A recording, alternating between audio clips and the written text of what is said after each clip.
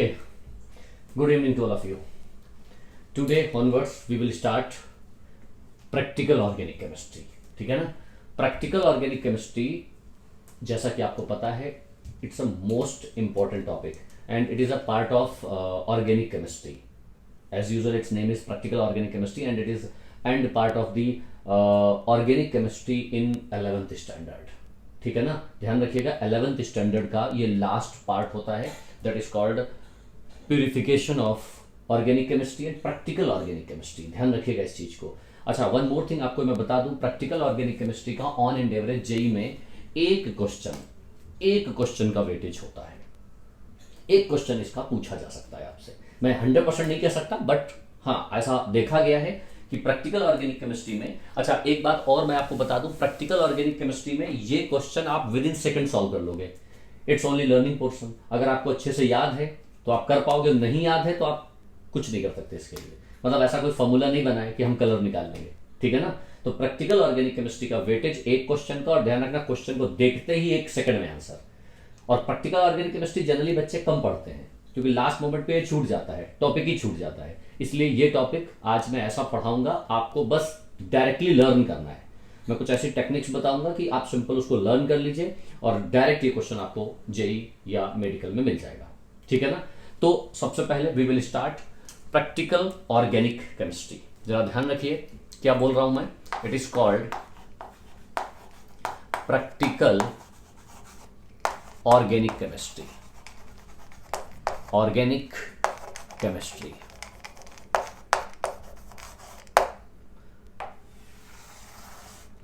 इसी को हम थोड़ा शॉर्ट फॉर्म में पीओसी के नाम से भी जानते हैं, प्रैक्टिकल ऑर्गेनिक केमिस्ट्री. अच्छा, प्रैक्टिकल ऑर्गेनिक केमिस्ट्री में एक बात बिल्कुल क्लियर है कि हमारे पास 2 तरीके की एनालिसिस होती हैं. One is qualitative analysis and second one is quantitative analysis. ध्यान रखिएगा, first one is qualitative analysis and quantitative analysis. So practical organic chemistry हमारे पास एक इनऑर्गेनिक केमिस्ट्री भी है. तो हमारे पास जो क्वालिटेटिव एनालिसिस है ना और क्वांटिटेटिव एनालिसिस है, ये हमारे पास ऑर्गेनिक केमिस्ट्री के लिए भी है और ये हमारे पास इनऑर्गेनिक केमिस्ट्री के लिए भी है. मतलब हमारे पास ओवरऑल 4 टर्म्स हैं. मतलब यहां पर अगर देखा जाए तो प्रैक्टिकल ऑर्गेनिक केमिस्ट्री में हमारे पास एक है क्वालिटेटिव एनालिसिस,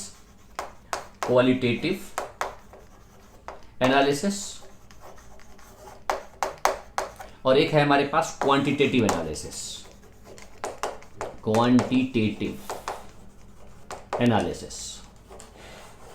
ठीक है ना. एक हमारे पास क्वालिटेटिव एनालिसिस है और एक हमारे पास क्वांटिटेटिव एनालिसिस है. बिल्कुल सेम तरीके से इनऑर्गेनिक केमिस्ट्री में भी क्वालिटेटिव एनालिसिस और क्वांटिटेटिव एनालिसिस होता है. क्लियर हो रहा है. अच्छा, यहां पर ध्यान रखिए जरा, हम यहां क्या पढ़ने वाले हैं. What about the qualitative analysis and what about the quantitative analysis. तो first of all qualitative analysis means we have to distinguish कि if a particular organic molecule, if that molecule has carbon atom or hydrogen atom, sulfur atom, nitrogen atom, उसमें क्या ये availability है, यानी test for carbon कि if a particular organic compounds it has either carbon or sulfur, how can we distinguish कि molecule has a carbon atom or sulfur atom or halogen atoms. That is qualitative analysis. कि उसके अंदर carbon है तो ये test करो कि उसके अंदर कार्बन है, अगर उसके अंदर सल्फर है तो टेस्ट करो सल्फर है. Is that clear. That is qualitative analysis. इसी तरीके से इनऑर्गेनिक में भी क्वालिटेटिव एनालिसिस आता है. ठीक है ना. हालांकि इस केस हमने इनऑर्गेनिक केमिस्ट्री के क्वालिटेटिव एनालिसिस के वीडियोस अलग से बना रखे हैं. ठीक है ना. होपफुली आप लोगों ने देखे भी होंगे. तो क्वालिटेटिव एनालिसिस में केवल हम निकालते हैं कि उसकी प्रेजेंस वहां है या नहीं है, जबकि क्वांटिटेटिव एनालिसिस में हम ये देखते हैं कि how much the percentage of sulphur, nitrogen या हेलोजन या फॉस्फोरस एंड लाइक दिस. हम इस तरीके से वहां पर क्वांटिटेटिवली निकालते हैं. इसमें हम ऑर्गेनिक है तो ऑर्गेनिक में हम यूज करने वाले हैं कार्बन का टेस्टिंग, हाइड्रोजन की टेस्टिंग, सल्फर की टेस्टिंग, नाइट्रोजन की टेस्टिंग, हेलोजन की टेस्टिंग, फॉस्फोरस की टेस्टिंग. ठीक है ना. और क्वांटिटेटिव में उस फर्स्ट हेलोजन का परसेंटेज कैसे निकालेंगे, नाइट्रोजन का परसेंटेज कैसे निकालेंगे, वहां पर ड्यूमा मेथड क्या है, जेल्डॉल मेथड क्या है, ये सारी की सारी चीजें आज हम पढ़ने वाले हैं. It is organic chemistry part. ठीक है ना. इनऑर्गेनिक का पार्ट बिल्कुल अलग है. Is that clear. तो सबसे पहले we will discuss about qualitative analysis and then quantitative analysis. Clear. तो स्टार्ट करते हैं qualitative analysis. In practical organic chemistry. यहां पर हेडिंग डाल देता हूं मैं, क्वालिटेटिव एनालिसिस। Qualitative analysis.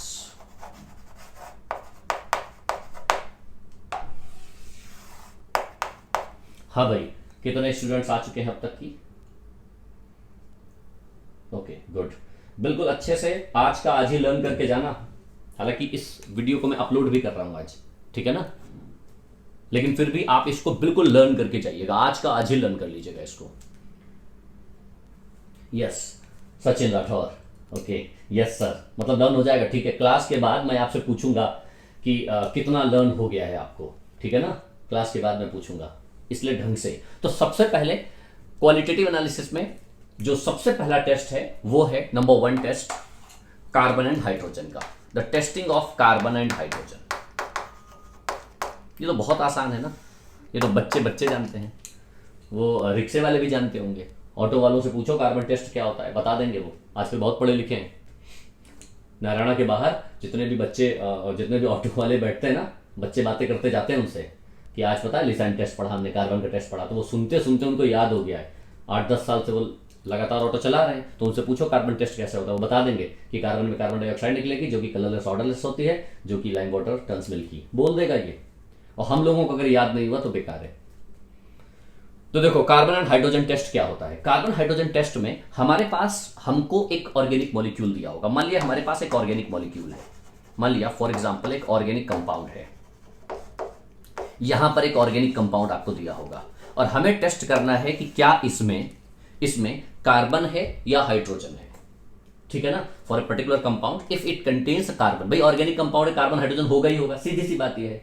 हमने ऑर्गेनिक कहा है तो कार्बन हाइड्रोजन होगा ही, लेकिन हमें कंफर्म करना है कि इट हैज कार्बन और नॉट। तो हम क्या करते हैं, इसकी कॉपर ऑक्साइड, क्यूप्रिक ऑक्साइड से हीट कर देते हैं, इसको क्यूप्रिक ऑक्साइड से हीट करते हैं। बिल्कुल सिंपल सा फंडा है, आप ऑर्गेनिक मॉलिक्यूल लैब में दिया जाएगा, आपको क्या करना है, क्यूप्रिक ऑक्साइड जो टर्म है आप उसको डालेंगे और उसको हीट कर देंगे, टेस्ट ट्यूब में सिंपली हीट कर देंगे। तो हीट करने पर क्या होगा, अगर उसमें कार्बन होगा तो definitely it evolve carbon dioxide, अगर उसमें कार्बन होगा कार्बन डाइऑक्साइड में इवॉल्व हो जाएगा, और कॉपर ऑक्साइड जो क्यूप्रिक ऑक्साइड है इसका रिडक्शन हो जाएगा कॉपर में।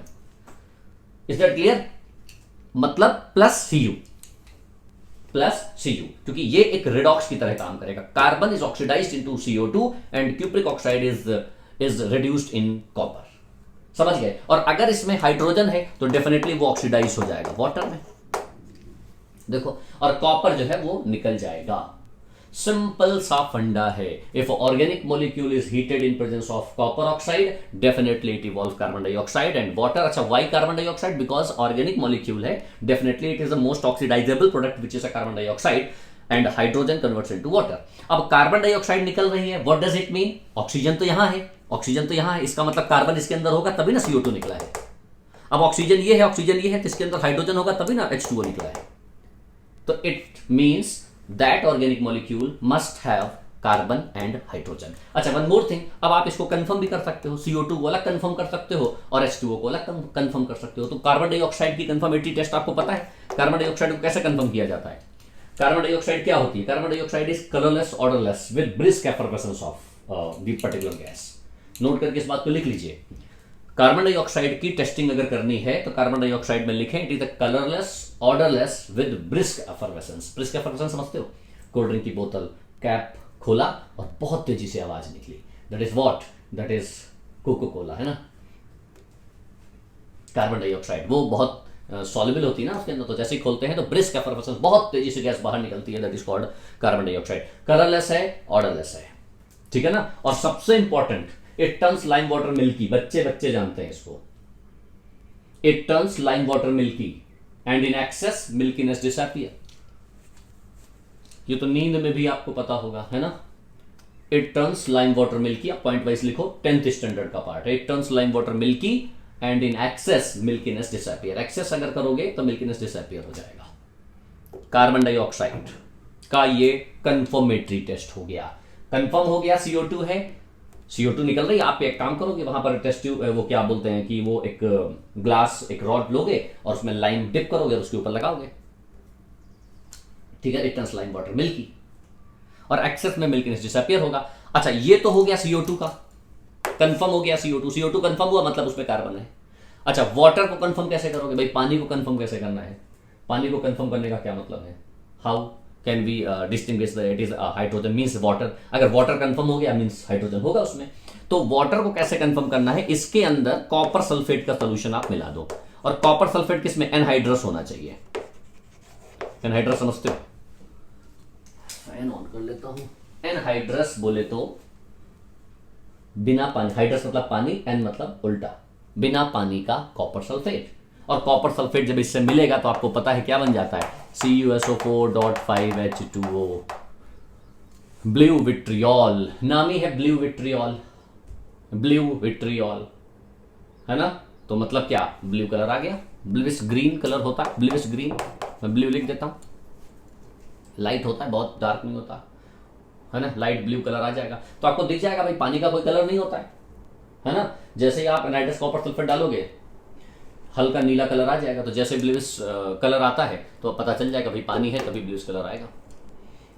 क्लियर? तो finally hence we can conclude the organic compound has carbon as well as hydrogen. Simple test है, कोई डाउट तो नहीं है इसमें? ओके, आगे बढ़ते हैं। अब आता है इंपॉर्टेंट टेस्ट। ये तो बच्चों वाला टेस्ट था, मतलब बताने लायक भी नहीं था, ऐसा मान लो, कुछ बताने लायक नहीं था इसमें। अब नंबर टू जानते हो कौन सा टेस्ट है? इसको हम बोलते हैं LASSAIGNES टेस्ट, लिसेन टेस्ट या लसानीज टेस्ट या लसैग्नीज टेस्ट। प्रोनाउंसिएशन में क्या रखा है ना, वो आप समझ लो क्या बोलना है। लिसेन टेस्ट, जी साइलेंट है। लिसेन टेस्ट में हम क्या करने वाले हैं? हम नाइट्रोजन की टेस्टिंग करने वाले हैं, यहां पे हम यहां पर सल्फर की टेस्टिंग करने वाले हैं, और हम यहां हेलोजन की टेस्टिंग करने वाले हैं।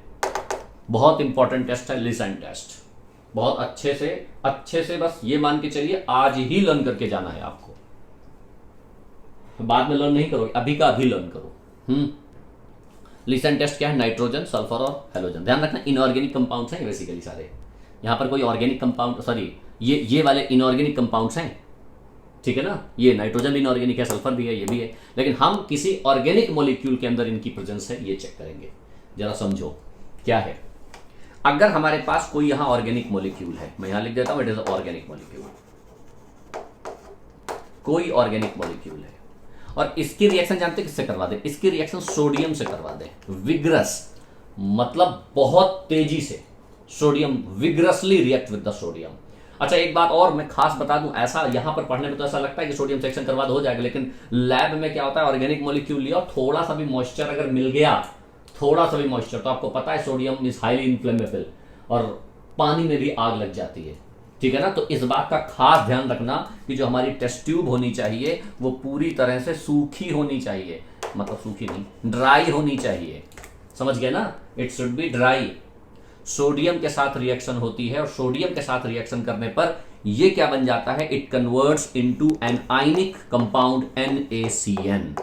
इंपॉर्टेंट है, एक आयनिक कंपाउंड फॉर्म हो जाता है, it converts into an ionic compound, ये एक आयनिक कंपाउंड फॉर्म हो जाता है। Na भाई ऑर्गेनिक मॉलिक्यूल है तो definitely it contains carbon, organic कह दिया तो मतलब कार्बन है, ठीक है ना? अब इसके अंदर NaCN बना, NaCN कैसे बना भाई? साइनाइड तो तभी बनेगा जब इसके अंदर नाइट्रोजन होगा, नाइट्रोजन नहीं होगा तो NaCN बनेगा ही नहीं, आप ऐसा समझ लो। तो NaCN बना है, इसका मतलब इसके अंदर नाइट्रोजन है, कार्बन तो है ही। अब ये जो NaCN है ये एक आयनिक कंपाउंड है, हमें पता है कि वाटर में सॉल्युबल होता है, it is soluble in water, ये पानी में सॉल्युबल होता है। जनरली आयनिक मॉलिक्यूल सॉल्युबल होते हैं, कुछ एक्सेप्शन छोड़ दीजिए, है ना? तो ये पानी में सॉल्युबल है। समझ में आ रहा है ना? NaCN सॉल्युबल होता है। अब क्या करना है इसके बाद, जरा ध्यान से समझिएगा। NaCN में हम क्या करेंगे? फ्रेशली प्रिपेयर्ड फेरस सल्फेट को ऐड करते हैं, FeSO4, फ्रेशली प्रिपेयर्ड।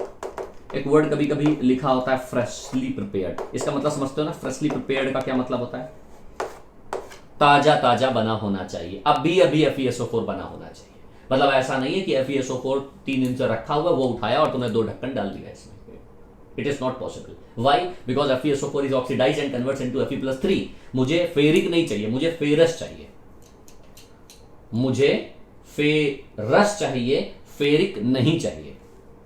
समझ पा रहे हो? तो ये क्या बन जाता है, it converts into Na4 FeCN6, sodium ferrocyanide बन जाता है। सोडियम, यहां लिख देता हूं फेरोसाइनाइड। नोट कर लीजिए, दिख रहा है तुम लोगों को? ये देख लेता हूं जरा भाई। यस, बिल्कुल दिख रहा है। सोडियम फेरोसाइनाइड बन जाता है। जल्दी से नोट करिए इन चीजों को, थोड़ा फास्ट। सोडियम फेरोसाइनाइड फॉर्म हो जाता है, ठीक है ना। और सोडियम फेरोसाइनाइड के साथ साथ ध्यान रखिएगा, यहां पर फेरस का हाइड्रोक्साइड निकलेगा, FeOH का whole twice. Point to be noted, ferrocyanide बनेगा और FeOH का होल ट्वाइस निकलता है। ढंग से समझना, मैंने क्या कहा, मैंने एक ऑर्गेनिक कंपाउंड लिया, विग्रस मैंने रिएक्शन करवाई सोडियम की, ड्राई लिया है जिससे इन्फ्लेमेबल है, ठीक है ना। तो इससे रिएक्शन करने पर सोडियम साइनाइड बन जाता है, सॉल्युबल इन वाटर होता है, आयनिक कंपाउंड है। फ्रेशली प्रिपेयर्ड FeSO4 लिया, when this one is react with this, it converts into sodium ferrocyanide, Fe+2, ठीक है ना। और Fe+2 के साथ बन जाता है फेरस हाइड्रोक्साइड। और फेरस हाइड्रोक्साइड पता है किस कलर का होता है? ये वाला ग्रीन कलर का होता है, ये वाला ग्रीन कलर का होता है, याद है ना। Fe+2 green colour, green crow फंसा, लर्न है ना। सचिन बेटा रेस्पॉन्ड। स्टोरी याद है? ग्रीन क्रो फंसा ब्लू कप में और मन गुलाबी हो गया। हाँ, वेरी गुड, याद है, ठीक है ना। ग्रीन क्रो फंसा ब्लू कप में और मन गुलाबी हो गया। तो यहां पर ग्रीन क्रो फंसा, फेरस इज व्हाट? ग्रीन, ठीक है ना, ग्रीन कलर का होता है। अच्छा, खास बात जरा ध्यान रखिएगा, ये मैं यहां पे रब करता हूं, इसको फेरोसाइनाइड बन गया ना, इसको रब करता हूं यहां पे।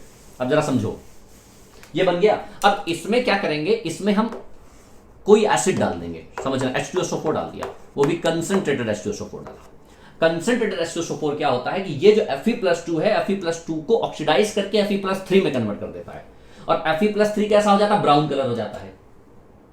Fe+3 में कन्वर्ट कर देता है, ब्राउन कलर हो जाता है। और वो Fe+3 इससे रिएक्ट करके Fe4 FeCN6 फॉर्म कर देता है। बात समझ में आ रही? फेरोसाइनाइड बन जाता है, ध्यान रखिएगा, फेरोसाइनाइड बन जाता है। नोट करिए इस चीज को, ठीक है ना। Fe+3 रिएक्ट करेगा, बन जाएगा Fe4 FeCN6, और अगर वाटर है तो .H2O बन जाएगा, इससे कोई फर्क नहीं पड़ेगा। और ये जो कलर होता है, ये कलर बड़ा खूबसूरत होता है, it is called Prussian blue colour. ये वाला, अगर ये प्रूसियन ब्लू कलर आ जाता है, इट कंफर्म व्हाट, कि यहां पर सोडियम फेरोसाइनाइड FeOH का होल ट्वाइस बना है, मतलब यहां पर NaCN है, मतलब कंपाउंड कंटेनिंग नाइट्रोजन, उसमें नाइट्रोजन है। ये है लीसेंट टेस्ट फॉर नाइट्रोजन। नोट कर लीजिए, एक बार मैं फिर से समझा देता हूं। बहुत सिंपल सा टेस्ट है, बहुत टफ टेस्ट नहीं है। हमको क्या करना है, ऑर्गेनिक मॉलिक्यूल में सोडियम विग्रस मिलाना है, NaCN बन जाएगा। NaCN में FeSO4 डालोगे, और FeSO4 डालते ही सोडियम फेरोसाइनाइड बन जाएगा, साथ में फेरस हाइड्रोक्साइड बन जाएगा। और इस जो भी बन जाएगा, अब आपको वहां पे तो जो भी है कलर मान लिया ग्रीन है तो ग्रीनिश कलर आ जाएगा वहां पे।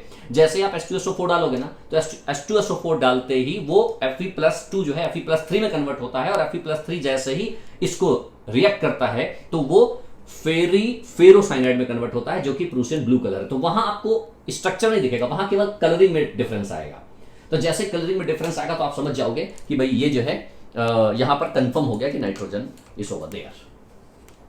Is that clear? चलिए नोट करिए, इसका नाम लिख लीजिए, इट इज फेरोसाइनाइड।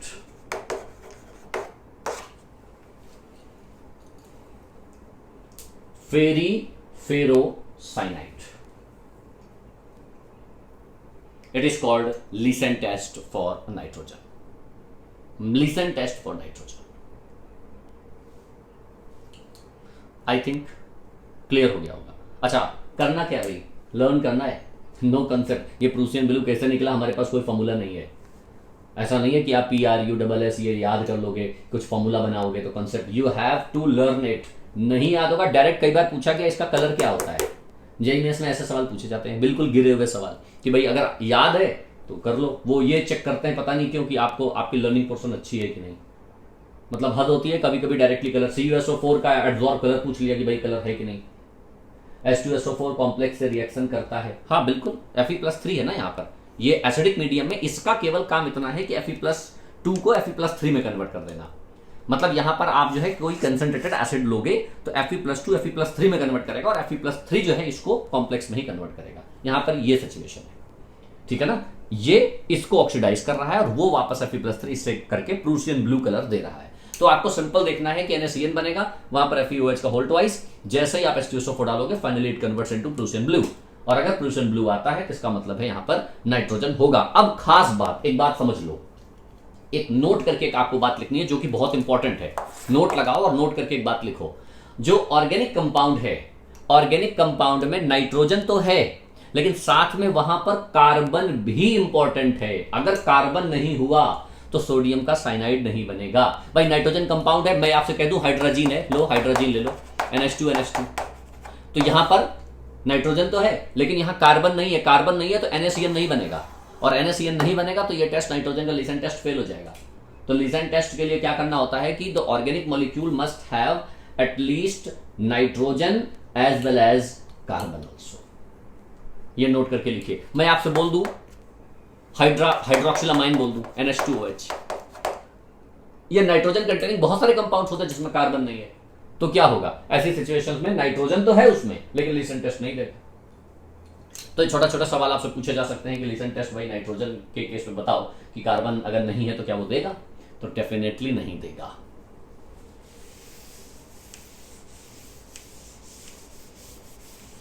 उसके बाद इसको रब कर देते हैं।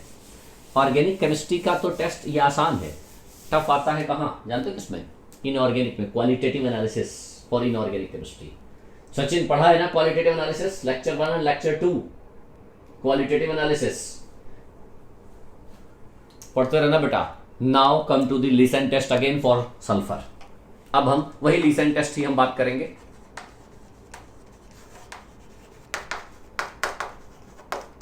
फॉर सल्फर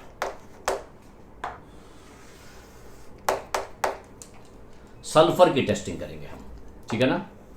देखो सल्फर कैसे टेस्ट करेंगे, सल्फर के लिए भी बिल्कुल सेम सिचुएशन है। हमारे पास एक ऑर्गेनिक मॉलिक्यूल है, यहां पे मैं ऐसा लिख देता हूं, एक ऑर्गेनिक मॉलिक्यूल, ऑर्गेनिक कंपाउंड है, आपको ऑर्गेनिक कंपाउंड दिया जाएगा, ये भी ड्राई होना चाहिए और इसकी रिएक्शन वापस फिर से कर दोगे विग्रस सोडियम से, जैसे उसमें किया था वैसे इसमें करोगे, vigorous sodium. When the particular organic molecule is treated with the vigorous of sodium and dry, ध्यान रखना जब भी अगर हमने कहीं पर भी सोडियम लगाया है तो वहां पर ड्राई जरूर लगाया है। वुड्स वगैरह में सुना है ना ड्राई ईथर की प्रेजेंस में। ड्राई इसलिए कहीं भी कोई मॉइस्चर अगर हो गया तो सारा खराब हो जाएगा सिस्टम, मॉइस्चर बिल्कुल नहीं होना चाहिए, ठीक है ना। तो सोडियम के साथ रिएक्शन करेगा ऑर्गेनिक मॉलिक्यूल, जानते क्या बन जाता है, it converts into Na2S, sodium का सल्फाइड बन जाता है इफ कंपाउंड कंटेनिंग सल्फर।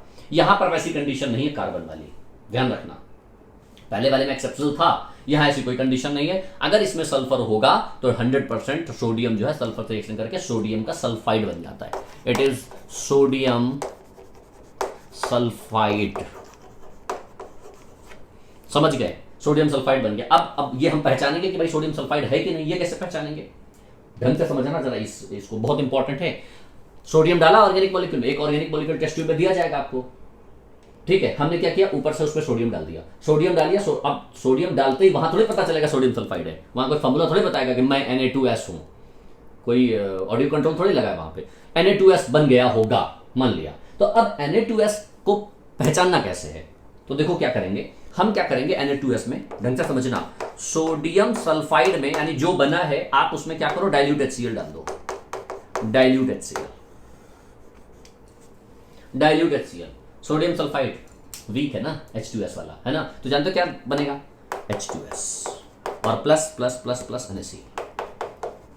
क्या समझ पा रहे हो, ये H2S और जैसे ही उसमें डाइल्यूट HCl आप डालोगे, किसमें, सोडियम सल्फाइड में, कैसी महक आएगी? महक नहीं, बैड स्मेल। कैसी? अगर अंडे खाते होगे तो पता चलेगा, बेचारे वेजिटेरियन तो बता ही नहीं सकते। हाँ बेटा, कौन सी smell? Rotten egg smell. Yes, it is rotten egg smell. Rotten egg smell. जो अंडे नहीं खाते हैं वो कभी बता ही नहीं पाएंगे, वो भी अंडा, अच्छा अंडा नहीं, सड़ा हुआ अंडा, सड़े हुए अंडे जैसी महक आती है। और सड़े हुए अंडे जैसी जैसे ही महक आ गई तो हमें पता चल जाएगा कि भाई वहां H2S हो सकता है, मतलब Na2S होगा, मतलब सल्फर होगा। Is that clear? ये क्लियर हो रहा है? लेकिन फिर भी अगर बाई चांस आपको जुकाम हो, उस दिन आप गए हो और प्रैक्टिकल में लैब में अटेंडेंट खड़ा हो और आपको उस समय जुकाम हो, या कभी कभी क्या होता है, ये प्रैक्टिकली यहां पे तो समझ में आता है, वहां पे जैसे ही हमने Na2S में जैसे HCl डाला, तो जैसे हम HCl डाले, बगल वाले ने क्या, पूरे का पूरा एसिटिक एसिड पलट दिया, उसने ब्लास्ट कर दिया है, तो पूरे कमरे में विनेगर स्मेल भर गई। अब उधर विनेगर आएगी कि रोटनिक स्मेल आएगी? क्या आएगी? हमें तो वही आएगी जो विग्रसली, जिसने बहुत गंदा काम करके रखा होगा। तो वहां बहुत सारी स्मेल्स आती रहती हैं। तो अपनी स्मेल क्या है, ये पहचान पाना बहुत मुश्किल है। बर्निंग सेंसेशन किसमें? H2S में नहीं, हमारे पास और भी एक ऑप्शन है। हम क्या करते हैं टेस्टिंग में, कलर टेस्टिंग सबसे अच्छा माना जाता है। कुछ ऐसा करें जिससे कलर वगैरह कंफर्म हो जाए। तो जरा देखो मैं क्या कर रहा हूं, मैं इसको यहां पे रख कर रहा हूं, है ना। हम क्या करेंगे, हम H2S को कंफर्म ही तो करना चाहते हैं। तो हम क्या करेंगे, जो रोटन एग स्मेल आ रही है, Na2S है हमारे पास, हम क्या करें, Na2S या H2S, आप दोनों से कोई ले सकते हो। इसकी रिएक्शन आप लेड एसीटेट से करवा दो, CH3COO का होल ट्वाइस, लेड एसीटेट। तो लेड एसीटेट से जैसे करवाओगे ना, ये PBS बन जाएगा। और हमें पता है PBS ब्लैक कलर का होता है। मतलब आप क्या करोगे, जो H2S रोटन एग स्मेल जिसमें आ रही है, आपको नहीं अगर स्मेल आ रही है, आपको जुकाम है या वॉट एवर प्रॉब्लम है कोई, ठीक है ना, तो आप क्या करो, लेड एसीटेट डाल दो उसके ऊपर, 2-4 ड्रॉप डालो, जैसे 1 ड्रॉप 2 ड्रॉप जैसे डालोगे, इट कन्वर्ट्स इनटू ब्लैक। जैसे ब्लैक हो जाएगा, इट्स कंफर्म कि H2S ही है। क्लियर? चलो नोट करो, ये सारी चीजें लिखते चलना। Now it is a black colour. ये ब्लैक कलर का यहां पर सिस्टम होता है, और ब्लैक कलर से हम आसानी से बता सकते हैं कि H2S ही वहां पर कंपलसरी होगा। जल्दी नोट करो।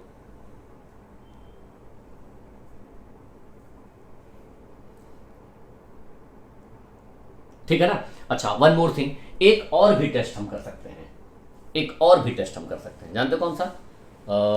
यही लिख देता हूं। एक और टेस्ट कर सकते हैं। Na2S है हमारे पास, या H2S ले लीजिए। यहां पर Na2FeCN का होल 5NO, ये बड़ा इंपॉर्टेंट कंपाउंड है और लैब में आपको मिल जाएगा। तो ये बन जाता है Na4FeCN का होल 5NOS। जरा गौर से देखो, ये बड़ा इंपॉर्टेंट कंपाउंड है। It is a sodium nitroprusside. Sodium nitroprusside ये बहुत इंपॉर्टेंट कंपाउंड है, हर लैब में आपको मिलेगा।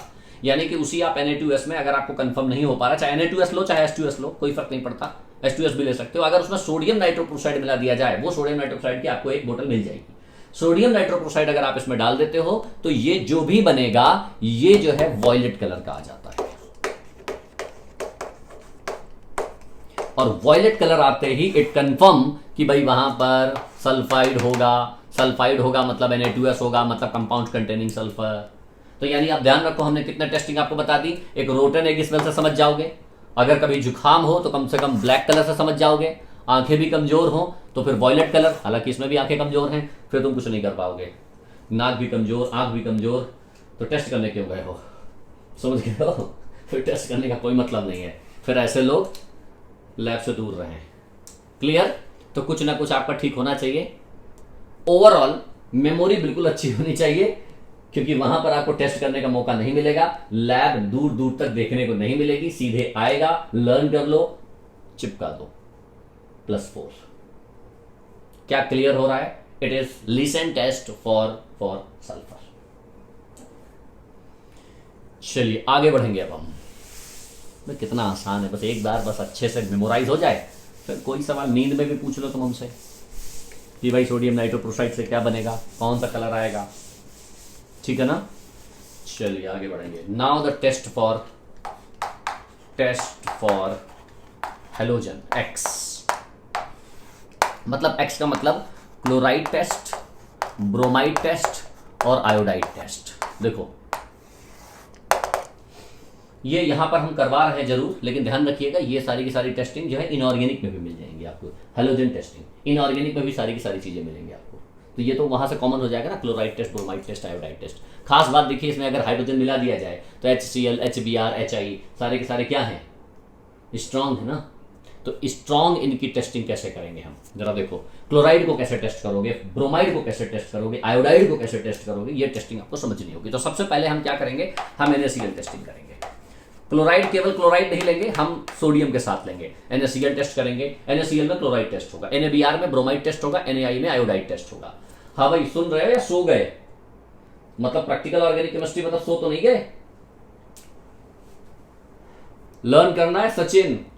मैंने कहा क्लास के बाद मैं पूछूंगा सारी बातें, ठीक है ना।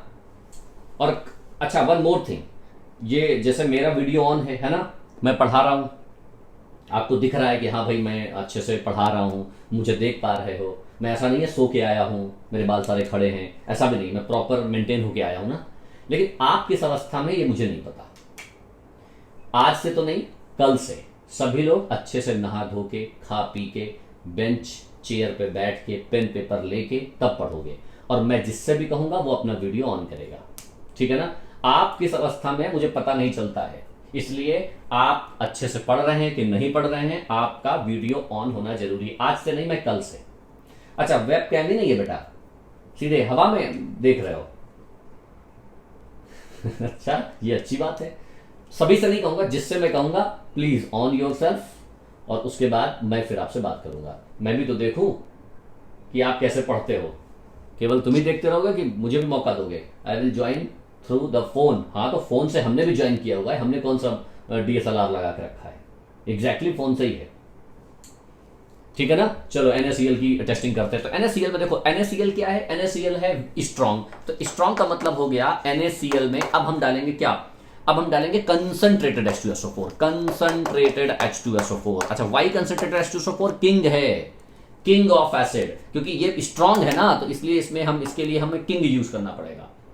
King of acid, queen of acid नहीं होता कोई भी, है ना, किंग होता है। H2SO4 strong dehydrating agent, strong oxidizing agent, बहुत अच्छा ऑक्सीडाइजिंग एजेंट होता है, बहुत अच्छा डिहाइड्रेटिंग एजेंट होता है, बहुत अच्छा एसिड होता है। इसलिए मोस्ट ऑफ द कंपाउंड्स देखिए विल रिएक्ट विद H2SO4। तो यहां क्या होगा जरा देखो, जैसे इसमें डालोगे ना NaCl को H2SO4 में, तो क्या होगा HCl प्लस NaHSO4 ऐसा बनेगा ना। तो अब आप ये सोच रहे होंगे ये बात कितनी आसानी से मैंने लिख दी। जब लैब में करोगे ना, लैब में जैसे ही आपने टेस्ट ट्यूब ऐसे रखा और उसके अंदर जैसे NaCl डाला, मतलब नमक, और नमक के ऊपर जैसे H2SO4 डालोगे ना, अगर आपने अपनी नोज से ऐसे आधे फीट की डिस्टेंस रखी ना और सूंघ लिया तो वहीं लेट जाओगे, ध्यान रखना। इसलिए बहुत दूर, ऐसे दूर करके फिर धीरे से डाला जाता है, बहुत 2-4 ड्रॉप। जितना आसान दिखता है होता नहीं है। It has a pungent smell, ये पंजेंट स्मेल होती है। पंजेंट स्मेल का मतलब समझते हो, अगर अच्छे से सूंघ लिया तो बेहोशी की हालत हो जाएगी। पंजेंट स्मेल होता है HCl में। अब ये जैसे कंफर्म हो गया, जैसे ही NaCl में भाई हमने क्या कहा, क्लोराइड टेस्ट है, सोडियम क्लोराइड, मैंने कहा कि लो सोडियम क्लोराइड है इसमें, ये कंफर्म करो कि यहाँ क्लोराइड है कि नहीं। तो क्या करोगे, टेस्ट ट्यूब में सोडियम क्लोराइड के साथ कंसंट्रेटेड H2SO4 डालोगे, कंसंट्रेटेड, डाइल्यूट से काम नहीं बनेगा, स्ट्रॉन्ग है।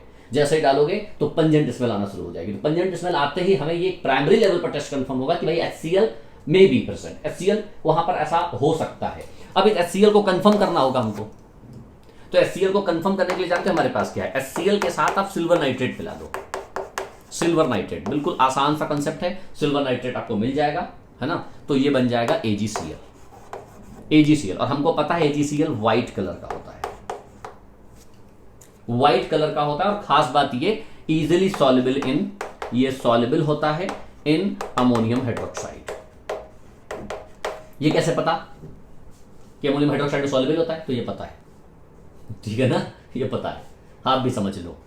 सिल्वर क्लोराइड व्हाइट कलर का होता है और ये अमोनियम हाइड्रोक्साइड में सॉल्युबल होता है, ठीक है ना।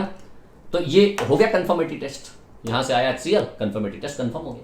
हालांकि अभी और भी कंफर्मेटिव टेस्ट एक से ज्यादा बनाए जा सकते हैं। आप एक काम करो, आप यहाँ MnO2 ले लो और MnO2 के साथ H2SO4 लो और साथ में HCl ले लो। MnO2 H2SO4, टेस्ट ट्यूब में MnO2 डालो, H2SO4 डालो और HCl डालो। मैं HCl कंफर्म करना है ना, तो जानते हो क्या आ जाए, क्लोरीन गैस आ जाएगी। और क्लोरीन ग्रीन कलर की होती है। अगर ग्रीन कलर आ जाए, क्लोरीन ग्रीन, रीन रीन, ठीक है ना, क्लोरीन ग्रीन कलर का होता है। अगर ग्रीन कलर आ जाए, MnO2 H2SO4 में HCl डालते ही ग्रीन कलर अगर आ जाता है, तो हेंस इट कंफर्म्ड कि वहां क्लोरीन है। क्लोरीन का मतलब क्लोराइड है, मतलब HCl है, मतलब NaCl है, मतलब क्लोराइड इज कंफर्म्ड। हो रहा है ना क्लियर? कोई कंफ्यूजन तो नहीं है? होने भी नहीं चाहिए, बहुत आसान है। कंफर्मेटिव टेस्ट बहुत सारे हो सकते हैं। मैंने कंफर्मेटिव टेस्ट वो बताए हैं जो जरूरत है हमको। या HCl को अमोनियम हाइड्रोक्साइड के साथ, डायरेक्टली अमोनियम हाइड्रोक्साइड के साथ मिलाओ तो NH4Cl भी व्हाइट फ्यूम्स आ जाते हैं, है ना भाई। HCl लिया, अमोनियम हाइड्रोक्साइड डाल दिया, NH4Cl व्हाइट फ्यूम्स बन गए। तो बड़ा आसान है आप किसी भी तरीके से, लेकिन ये रिएक्शन थोड़ी इंपॉर्टेंट है जो कि फ्रिक्वेंटली पूछी गई है जेई में। जेई में इवन नीट और एम्स में भी पूछी जाती हैं रिएक्शंस, ठीक है ना। Now it confirms NaCl। अब जरा आगे बात करते हैं, देखो यहां क्या लिख देंगे, यहां पर छोटा सा चेंज करेंगे, NaBr। और NaBr में ब्रोमाइड टेस्ट में क्या करेंगे, सोडियम ब्रोमाइड की रिएक्शन करवाएंगे, कंसंट्रेटेड H2SO4। अब 90% बच्चे तो प्रोडक्ट ही नहीं लिख पाएंगे। अब आप यह ध्यान रखना, HBr नहीं बनेगा, ये उससे भी ज्यादा स्ट्रांग है, उससे भी बड़ा वाला है भाई। ये NaCl उससे बड़ा, NaBr उससे बड़ा Na, ये उससे भी ज्यादा स्ट्रांग है। तो ये H2SO4, इसको H2SO4 NaCl में तो Cl को उसने डिस्प्लेस कर दिया था। यहां जानते हो क्या करेगा, यहां इसको ऑक्सीडाइज करेगा, क्योंकि एक अच्छा ऑक्सीडाइजिंग एजेंट है। तो यहां पर ब्रोमीन बन जाएगा और प्लस क्या बनेगा, प्लस बनेगा NaHSO4 और प्लस क्या बनेगा, प्लस सल्फर डाइऑक्साइड और प्लस क्या बनेगा, plus plus plus plus HBr नहीं सॉरी, प्लस H2O, ये बन जाएगा ब्रोमीन। और ब्रोमीन मतलब ब्राउन, याद करो, ब्रोमीन ब्राउन, Br से ब्रोमीन, Br से ब्राउन, मतलब कंपाउंड खुद बता रहा है कि मैं इस कलर का हूं, ब्राउन, ठीक है ना। अब जैसे ही NaBr में आप कंसंट्रेटेड H2SO4 डालोगे, ब्राउन फ्यूम्स निकलना स्टार्ट हो जाएंगे। ब्राउन कलर्स निकलते ही तुम समझ जाओगे कि वहां ब्रोमीन हो सकता है, कंफर्म नहीं कर रहा हूं भी मैं, इसका मतलब वहां NaBr हो सकता है। मैंने आपसे कहा कि मैं कंफर्मेटिव टेस्ट एक लेवल बात करूंगा। वैसे पहले लेवल पर आप काम कर सकते हो कि NaBr में कंसंट्रेटेड H2SO4 डाला, ब्राउन कलर लिबरेशन हो रहा है, लेकिन कई बार कुछ लोग चश्मा लगा के रखते हैं, बहुत गौर से देख रहे हैं, ब्रोमीन ब्राउन बहुत कम फ्यूम्स आ रहे हैं, नहीं कंफर्म हो पा रहा है, तो फिर क्या करोगे, अगेन कंफर्मेटिव टेस्ट। क्या HCl की जगह क्या लिया हमने, देखो NaBr, AgBr बन जाएगा। क्या बन जाएगा, AgBr। भाई वहां पर क्या था, वहां पर NaCl लिया था, भाई HCl लेके आप NaCl भी ले सकते हो, नो प्रॉब्लम। आप ध्यान रखिएगा, HCl से AgNO3 रिएक्शन करवाया था ना, तो आप NaCl भी ले सकते हो, तो NaCl में AgCl बन जाएगा और NaNO3 बन जाएगा, कोई फर्क नहीं पड़ता है। तो यहां पर क्या है, NaBr, तो NaBr में AgBr और प्लस NaNO3, तो AgBr क्या होता है, ये पेल येलो कलर का होता है, पेल येलो कलर का AgBr, व्हाइट नहीं होता, पेल येलो कलर का होता है। और ये सॉल्युबल नहीं होता है, ये पार्शियली सॉल्युबल, कर दिया, पार्शियल सॉल्युबल होता है, पार्शियली सॉल्युबल होता है, it is a partially soluble, ठीक है ना। सेम पैटर्न पर same reaction, MnO2 plus H2SO4 plus NaBr,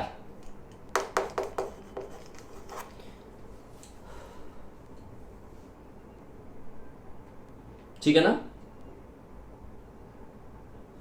तो क्या बन जाएगा, ब्रोमीन बन जाएगा यहां पे।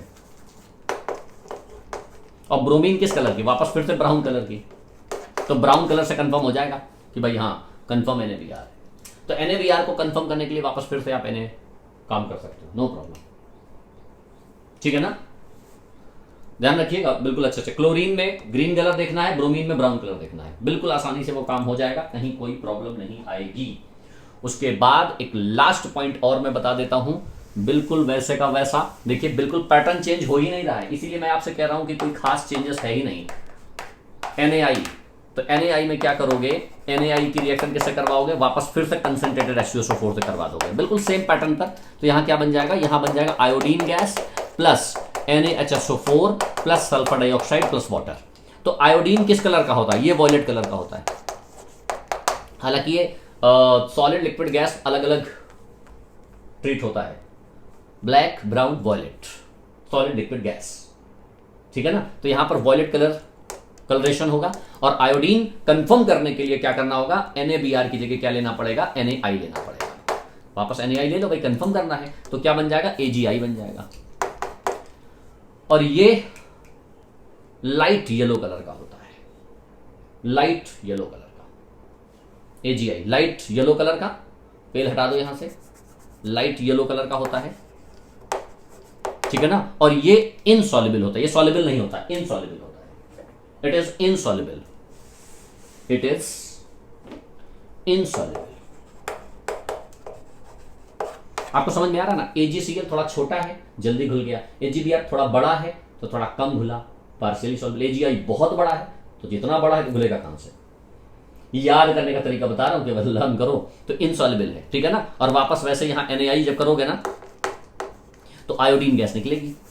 और आयोडीन गैस किस कलर की होती है? वॉयलेट। वॉयलेट कलरेशन होगा तो आप समझ जाना कि भाई ये आयोडीन कंफर्म हो गया, violet colour.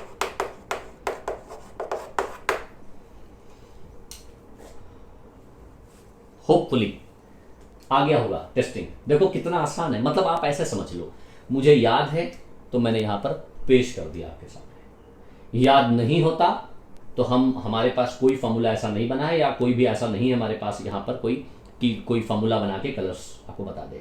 You have to learn it. Carbon का, हाइड्रोजन का, नाइट्रोजन का, सल्फर का और हेलोजन का। ये वाला जो टेस्टिंग लास्ट में बताई है ये इनऑर्गेनिक केमिस्ट्री में भी वर्क करती है प्रॉपर तरीके से, ठीक है ना। क्वालिटेटिव एनालिसिस 1, क्वालिटेटिव एनालिसिस 2, इसके 2 हमने लेक्चर और भी बनाए हैं। ये है पूरी टेस्टिंग। अभी हमने बात की है किसकी? क्वालिटेटिव एनालिसिस की। और अभी फास्फोरस बचा है, नेक्स्ट पे बात करेंगे, ठीक है ना। फास्फोरस बचा है, नेक्स्ट पे बात करेंगे। और ये हो जाएगा हमारे पास क्वालिटेटिव एनालिसिस। और उसके बाद नेक्स्ट टर्न पर बात करेंगे क्वांटिटेटिव, फिर हम परसेंटेज की बात करेंगे। 2 से 3 लेक्चर में ये पूरे का पूरा प्रैक्टिकल ऑर्गेनिक केमिस्ट्री कवर होगा। और 101% जेईई मेंस में एक क्वेश्चन और जेईई एडवांस में एक क्वेश्चन। वो इसलिए पूछते हैं कि पता नहीं वो ये क्यों चेक करते हैं कि आप how much you have the memory power, क्यों लर्न करवाते हैं, मुझे आज तक समझ में नहीं आया। वो कुछ भी लर्निंग पोर्शन का क्वेश्चन पूछते हैं, उन्हें पता है यहीं पर सबसे ज्यादा तुम कंफ्यूज होने वाले, तुमको बिल्कुल याद नहीं होगा।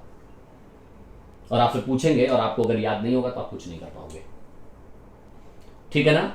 सचिन, अब टाइम आ गया है मुझे पूछने का। हाँ भाई, प्रिपेयर्ड हो नाउ? टुडे इज कितने स्टूडेंट्स हैं?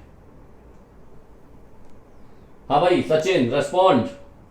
Yes sir. याद हो गया? थोड़ा थोड़ा। कब सुना पाओगे मुझे सारी चीजें? कल सुनाओगे?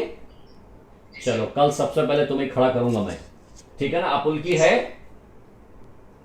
आपुल की कल बेटा सुनना है मुझे। मेरा मेन मकसद ये नहीं है कि सिलेबस पूरा कर देना है। ये चीज ऐसी है बेटा कि लर्न ही करना पड़ेगा। सुबह दोपहर शाम 3 टाइम खाने से पहले बस रिवीजन करो। खाने के बाद नींद आती है ना बहुत सारी, बस रिवीजन करो बेटा, अपने आप याद हो जाएगा, ठीक है ना। कल बढ़ेंगे आगे हम phosphorus and then quantitative analysis की तरफ, ठीक है ना। Thank you very much.